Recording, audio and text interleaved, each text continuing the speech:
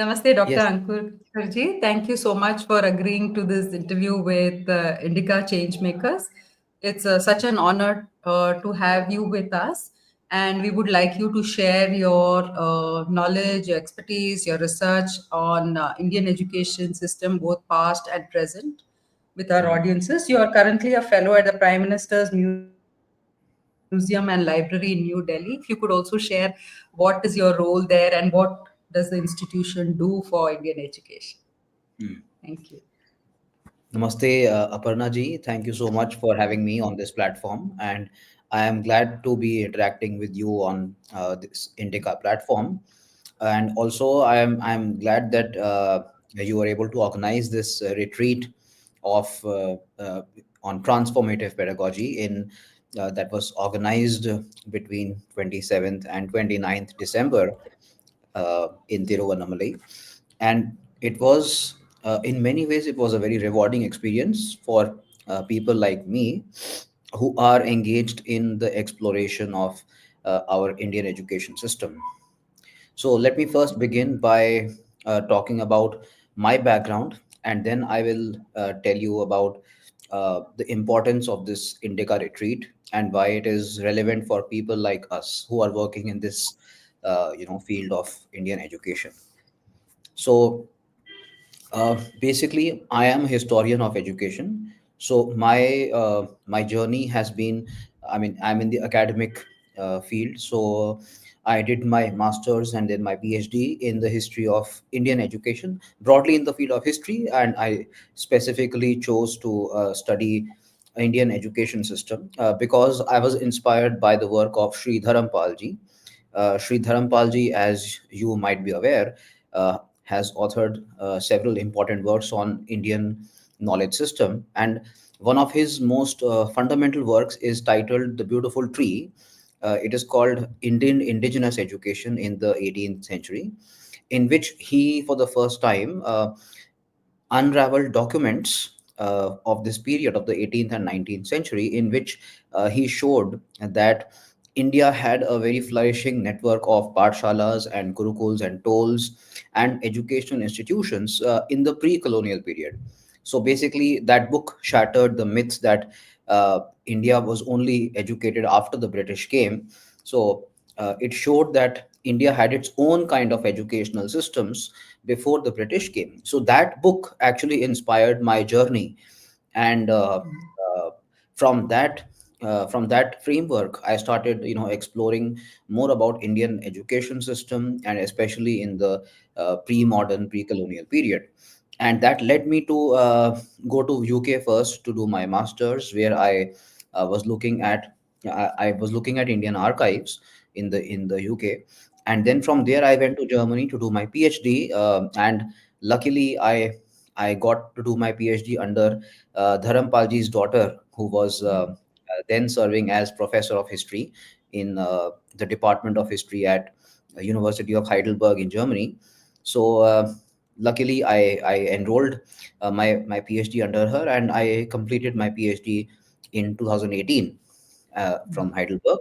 So subsequently, I joined Indus University in Ahmedabad as assistant professor, and now I am associate professor there.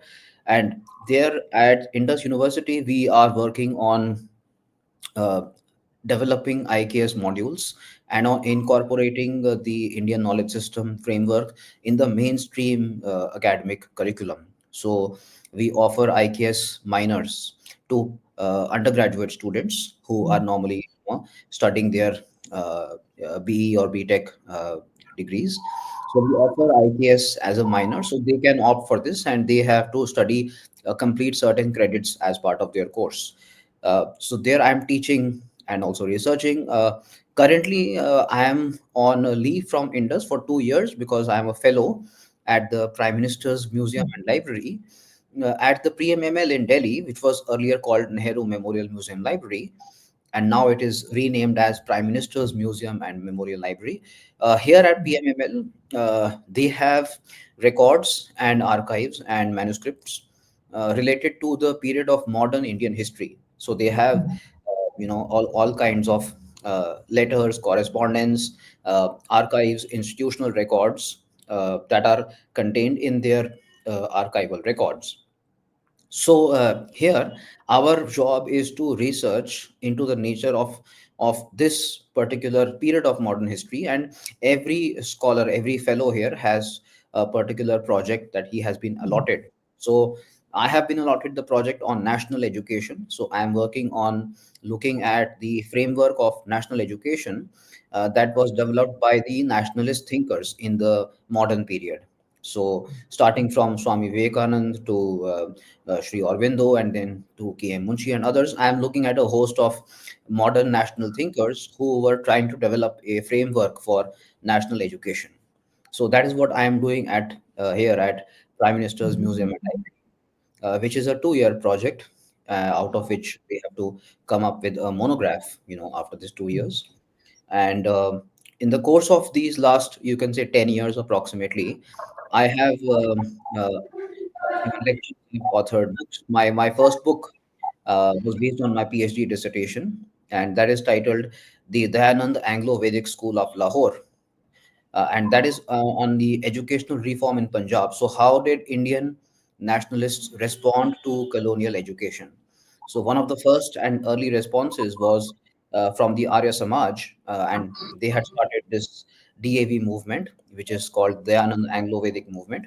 So, I have traced the history of this movement and how they responded to colonial education in the early 19th century and late 19th century and early 20th century.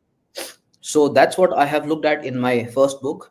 My second book, which will come out most probably this year, this is going to be on looking at indigenous institutions in the late 19th century and also in the early 19th century, basically expanding on Dharampalji's work and taking the scope forward in terms of how many institutions were there in various parts of the country, what were they doing, and what were the various kinds of disciplines that were taught, and what was the overall framework of education that they were following. So basically, that's what I have planned to do. And now this is my project at PMML, where I'm currently working. And so that is my background so far. I hope I have not taken too much time. No, And no, that's wonderful. Yeah. You've covered so many aspects.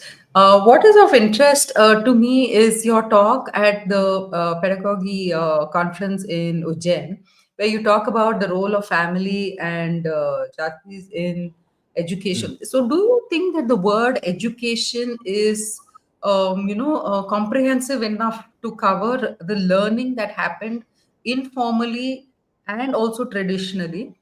mhm, Through either paramparas or even in the household. There was a lot of learning happening which did not qualify as education as it is understood now. For instance, there was a example given how all the women in a village in Tamil Nadu were hmm, qualified as being uneducated, but all of them could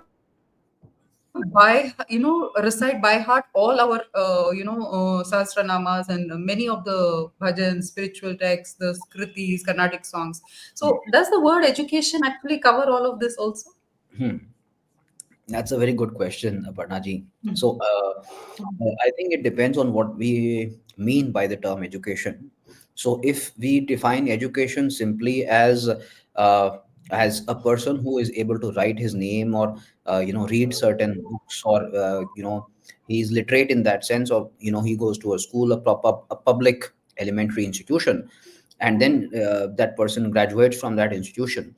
If that is the definition of education that we are using, then of course we cannot apply that definition to Indian contexts in its entirety, because that does not fully apply here. Just give me a second. I'm getting a call. Please. You can, Thank you. yeah. I think you can continue. You were talking about About the informal.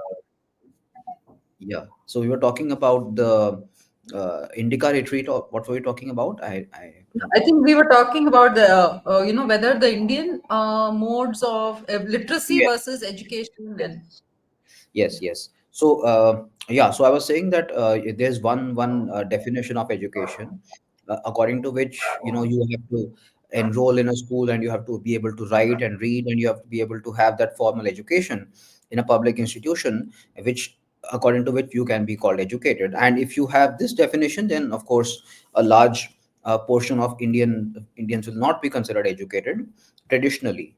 Uh, and this was a definition of education that was introduced by the British. So, according to this definition, automatically a large section of the Indian population who had been traditionally educated, or traditionally they had been imparted traditional wisdom, they were left out of this definition, and therefore they were called illiterate, or they were called uneducated. And only those people who were attending the so-called educational institutions that were recognized by the British, only they were called educated.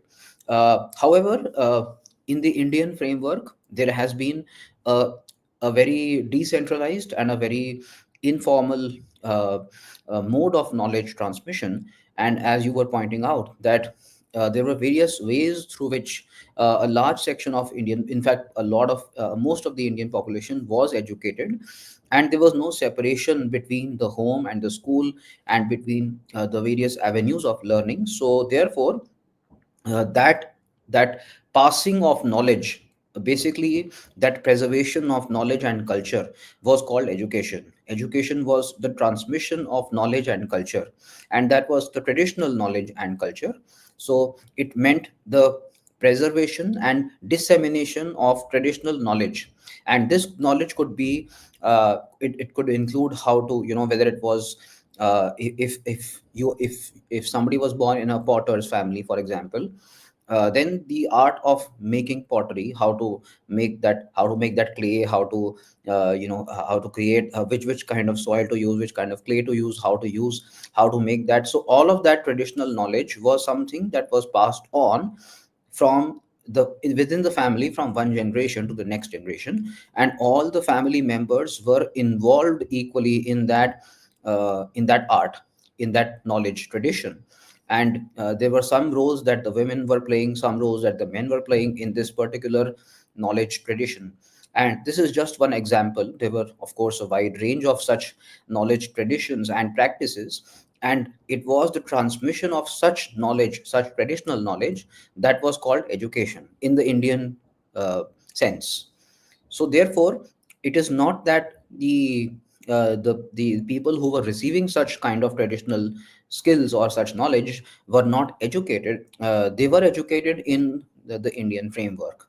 So yes, that maybe I it's a brief answer to your question. Yeah, so we have the 18 Vidyas and the 64 Kalas. And, one scholar on dance mentioned that the way we do research is also very westernized. So if you're looking at Indian dance pedagogy, you're looking at the social research methods which they have set out for, fields that they have identified. So Yes, is the research methodology itself of how you are researching Indian education, yes. is it westernized, or are there different ways of looking at studying Indian education? Yes, that's a very good question, Aparna. I must congratulate you on asking this question because this is a very fundamental question that you have asked. And see, the thing is that most of the research that is done is using the frameworks, the theoretical frameworks that are based on Western ideas. And then these ideas have evolved in the West because they have a certain history of how they have evolved in the Western intellectual atmosphere. So now what happens is that most of the categories and frameworks that apply to Western society do not apply to Indian society. Okay, and that is where the problem arises. So I'll give you one example of this. So, for example, since I'm working in the field of education, uh, now in the Western academic study of education, they have to apply some frameworks, and then study those the educational institutions according to those frameworks.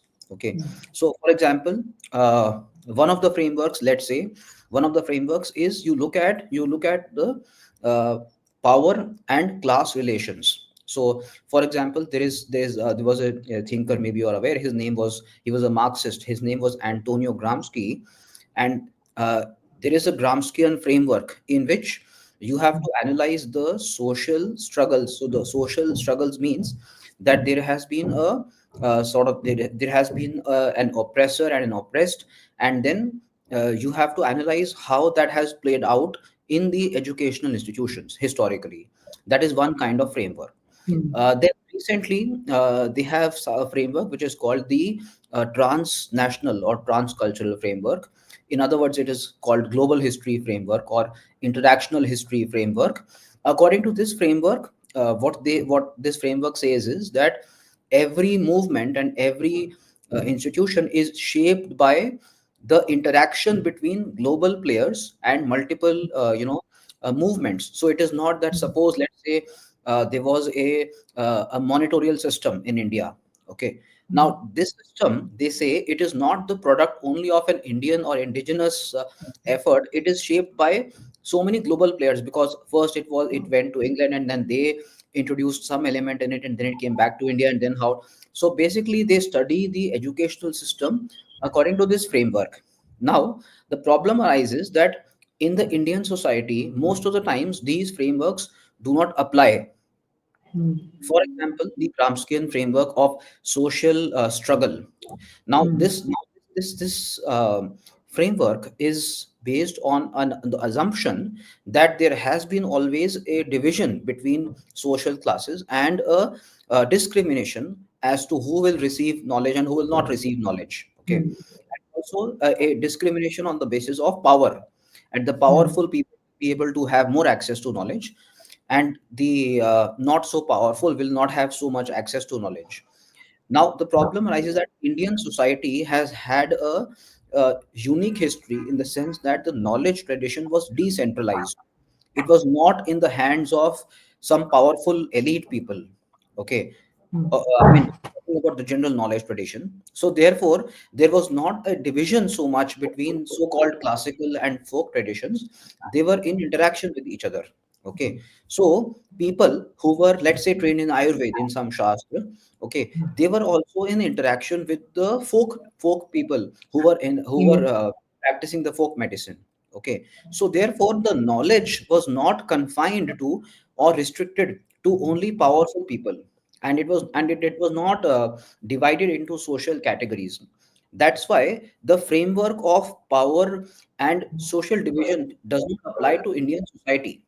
Now, once we understand that the frameworks that are being used to study Indian society or Indian knowledge systems do not apply here, then we can question those frameworks. And also, the solution is that we have to study our knowledge traditions from our own frameworks.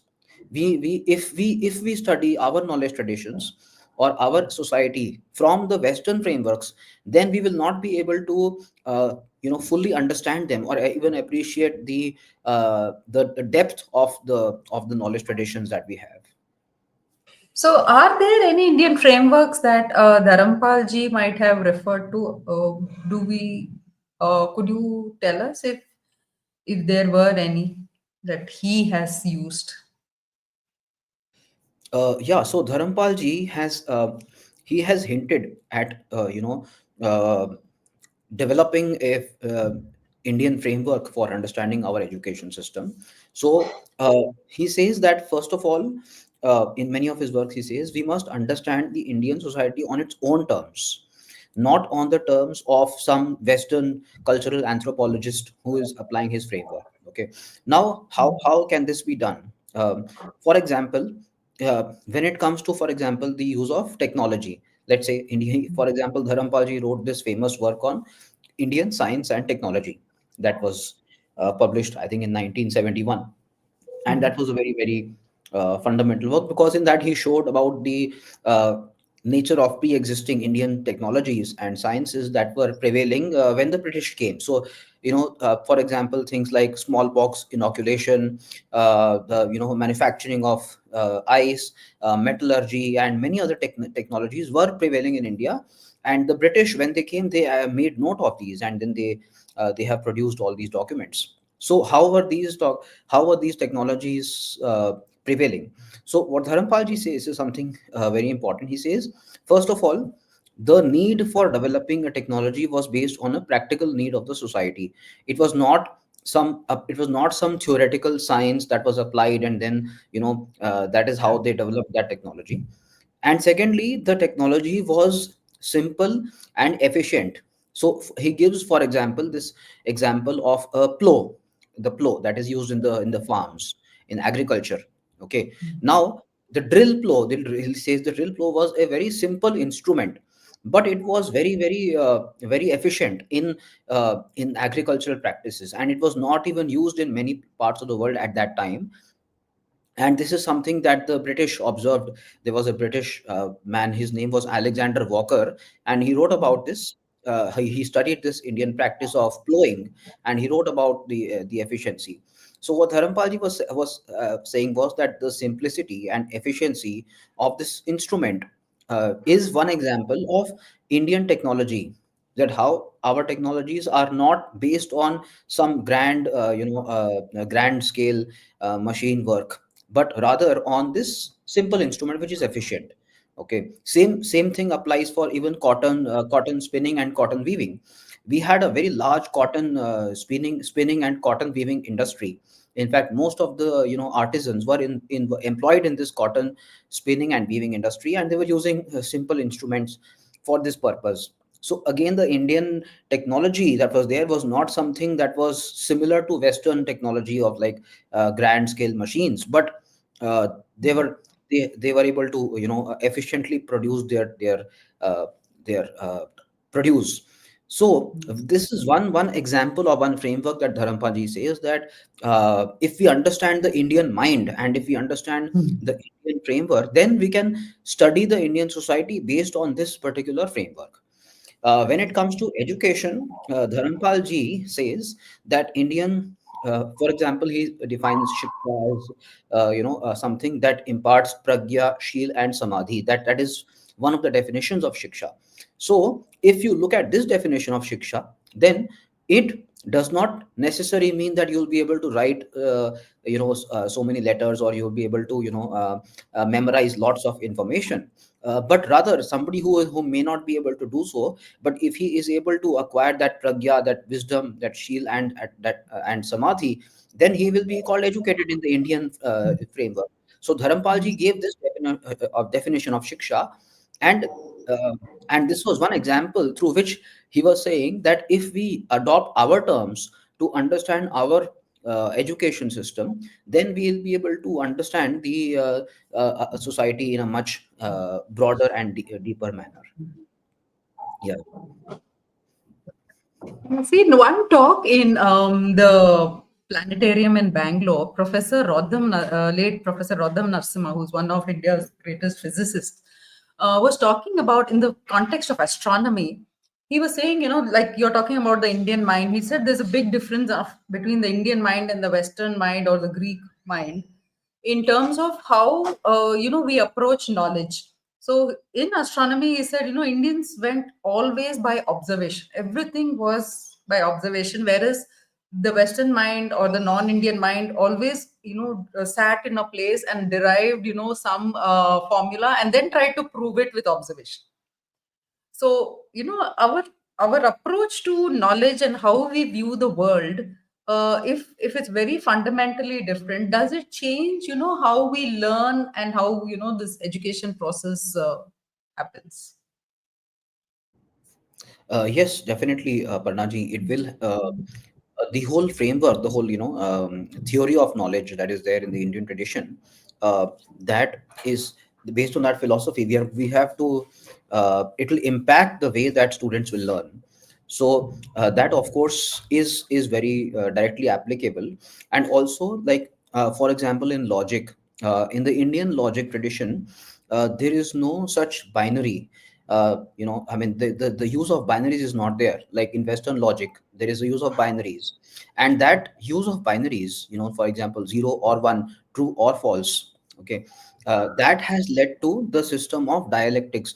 Maybe you're aware of Hegelian dialectics. There is a system in which there is a thesis and there is an antithesis, and then there is a synthesis. So that produces a system of philosophy, and how they develop their social science frameworks based on that system of logic. Whereas in the Indian system of logic, there is no binary only. Okay, it could be many things could be true at the same time, and that worldview gives you much more comprehensive sort of understanding of the way that the systems function in the universe. And now it is now that even the latest science research findings in the West are now coming to this understanding that you cannot understand a system based on binary logic, and you there is a need for a more multi-valued logic, and a multidisciplinary framework. That is, now this is called a systems view, and now it is gaining more prominence. In fact, Fridtjof Capra, who is one of the leading thinkers in the West, he has written this book called The Web of Life, in which he has traced the history of the disciplines in the West, and how slowly the Western scientists are coming to an understanding that in order to understand any system, any particular field, there is a need to have a multidisciplinary outlook, and to understand all the perspectives. So again, if this is something which is very much in line with the Indian framework, where everything is interconnected, just like in Indra's net, everything is interconnected. So if we understand the Indian framework, then it changes our view of understanding the knowledge system, of understanding society, and understanding any particular discipline. you know uh, so that I think is very fundamental. So I'll give you one more example of this. For example, there is in uh, when we understand the Indian self. Okay, the one of the in education, especially when one of the texts that is most fundamental for this in the Indian tradition is the Taittiriya Upanishad. Okay, now the Taittiriya Upanishad details the discusses the Panchakosh framework. Now, according to this Panchakosha framework, there is not one self only. There are five different selves, and then the ultimate self, which is the Brahman. Okay. Now, once you understand this particular framework of the Panchkosh, then any system that you will develop will be in accordance with all these different aspects of the self. So it is not only the physical self, but also the mental self, the intellectual self, okay, and ultimately the spiritual self. So the education system of Indian tradition was also designed to nurture and cultivate all the different uh, selves. So you are not just in a way you're not just one person, but you are like five different persons who are operating at five different levels. So because the Indian philosophy has this framework, accordingly, the Indian education system was built on this framework. And it is through this framework that we can understand the Indian education system throughout the history of the Indian society. So, my point is that in order to understand any particular discipline of Indian knowledge system, it is first important to understand our terms, the fundamental concepts that are there in our tradition, and then the framework that is that is built on those concepts. So yeah, I hope I have not taken too much time to No, it's all very interesting. Sorry if I go a little away into a very fun question for which to me is like you get these books nowadays, where you talk about 30 ideas in biology or 100 best ideas in physics, and all in bookshelves with where you can get the best ideas in these fields. So all of these, when go through them, especially in maths, whether it's maths, physics, chemistry, bio, all of them have chapters dedicated to ideas, and almost always it's connected to an individual. So you have the mathematical ideas, Fibonacci numbers is connected to one individual. So all of this knowledge, they are tracing to individuals. So we are talking about an education system, and we're conceiving of a big, huge umbrella of knowledge. But when it comes to the best ideas in any subject, it's being traced to individuals who've had some kind of aha moment, or who worked through research and reached some kind of conclusion. So how is how is if we are saying the best ideas in science, medicine, philosophy, all are connected to individuals, and often named after individuals, that that sampradaya or whatever, that tradition. So that is on one side where the focus is on the individual. And then you have the other side, the Indian system, where artisans who made these beautiful sculptures and temples were always almost nameless. Their identity was always anonymous and submerged within the bigger, you have in India this thing about anonymity of knowledge. So where do we stand, when we talk one side of identifying with individuals as sources of knowledge and wisdom, and the other side where knowledge is never discovered or created, it is always there only to be realized in the Indian tradition. Yeah, I think it's another very important question. And of course, it requires a lot of time to go into the details and depth of this. But I'll give you a brief answer to this question. So, uh, this this question depends on the fundamental assumption of the agency of knowledge. Now, the agency of knowledge, the agent in the West, is considered to be the human mind and the human, uh, uh, powers of the human faculty of reasoning, the human faculty of intellect, the human faculty of, your perception, basically. If you consider that human faculty or human agency as the agency of knowledge, then the ownership of knowledge depends on that particular agency, which is why you have, the different great scientists and their ideas, or great thinkers and their ideas and their followers. And that is how this that knowledge system is credited to that particular person or individual, because because it is believed to have originated from the agency of that human, faculty. In Indian framework, the agency of knowledge is not considered to be human only, because ultimately the higher knowledge, especially, is considered to be something that exists. Now, it is not something that has been created by the individual afresh, and this is something that we find across all disciplines in the Indian tradition. uh, I mean, it has been, this concept has been explained by Indian thinkers and philosophers through various ways across disciplines. uh, for example, Abhinav Gupta Acharya of Kashmir Shaivism, uh, so he says that the he talks about this, agency of knowledge, and he says that it is not the individual as you who is creating that, or who is authoring, who is the author of that knowledge.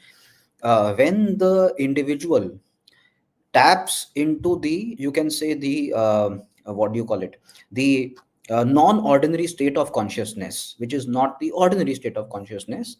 When he is able to you can say, when he is in that non-ordinary state of consciousness, the knowledge that is produced is the knowledge that exists, and from that it flows. So when any Indian philosopher or any great Indian thinker, he has produced that knowledge, it is not he who has produced that knowledge, but it is that, when he has tapped into that non-ordinary state of consciousness, that he has been able to produce. So therefore the agency of knowledge is not that particular individual, but it is that particular uh, tradition, and that particular, uh, uh, that process through which that knowledge is produced. So in that, therefore, in all the Indian texts, whether you take a text of philosophy or poetics or science, any discipline, the Indian author who is there, he will credit he'll credit his lineage. So he say that,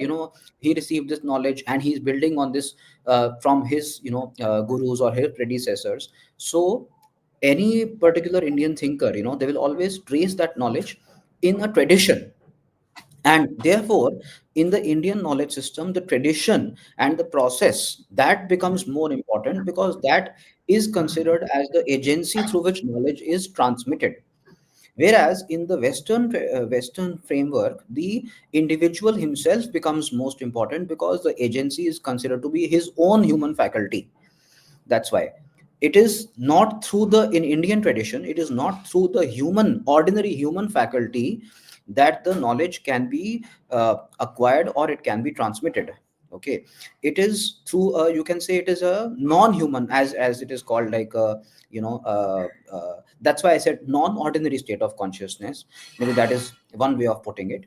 It is non-human when you have to transcend the normal uh, what do you call it, uh, there is a you have to transcend the normal, you can say it is called extrasensory perception. That is maybe a better word to use. Though you have to transcend your normal faculty of perception, as in your ordinary senses.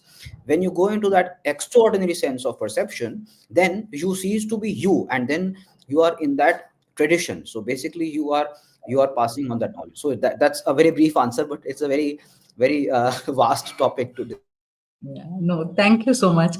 One last question, Professor. Thank you so much for your time. We are having a Gudiya Sambrama temple festival, so we wanted to gift a book for teenagers. And we found Professor Subhash Kak's Prajna Sutras, and we are gifting them that. And as you know, in Art of Living in Bangalore, they have a course on Prajna for teenagers. Again, this is for exam oriented kind of approach, but they want to kind of awaken in teenagers a sense of this extraordinary or extra sensory power that you're talking about. So Okay, in your okay. interaction with children today, or teenagers, or even young adults, do you see any hope of us going beyond this Western education that we have inherited? Is the spark still there? Is it possible to awaken this prajna in them? Yes, yes, it is certainly there.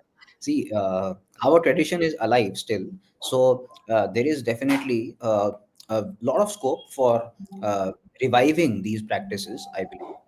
And especially if the students are connected to a particular sampradaya, or they are connected to a particular ashram. So for example, the Chinmaya mission has produced many books that have been, from the right from the time of Swami Chinmayanand. They have been working on these books. And Swami Chinmayanand, as you know, he had authored the first book was Kindle Life, in which, and that is a book for every beginner, I think, to read. uh, uh, Maybe somebody who does not know anything about spirituality, or he does not know anything about these traditions, they can begin with this book. It is by Swami Chinmayanand. It is called Kindle Life, and it is for youngsters.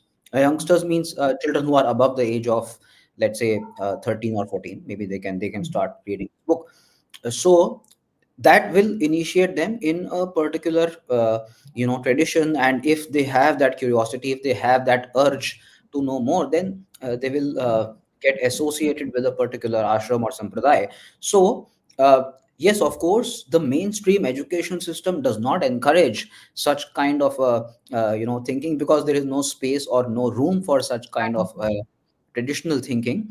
But informally, there is a lot of scope for reviving these traditions, especially if the students are willing to associate themselves with particular sampradayas, particular mutts, and particular ashrams and guru shishya paramparas. There are, I mean, I can use more examples, but there Hmm. are in India still existing uh, many guru shishya paramparas and traditions that can be we have to find them, and we have to associate ourselves with them. And first we have to surrender ourselves to those traditions. Because if we are able to let's say open our heart to these traditions, and go to them, and and learn from them, then there is a whole sea of knowledge, I believe, still, that we can learn from. Yes. Thank you so much for your time and for sharing your thoughts. And I hope we can continue these conversations again. And thank you so much. I hope we can, youngsters or even all of us listening to this, will refer Mhm. to the books that you have mentioned. Yes, yes. I wish you all the best. I'm sorry I'm not able Thank to give you so you. much time today, but we had a good conversation, and you are rightly called IK as change makers. You are making a change in society. You are making the change. Yeah. Yeah, But I thank mean, you so much. We are Thank you so mutually and together we will. Yeah. much. Yes, yes, yes. Thank you, Namaste. Aparna. Thank you so much. Thank you.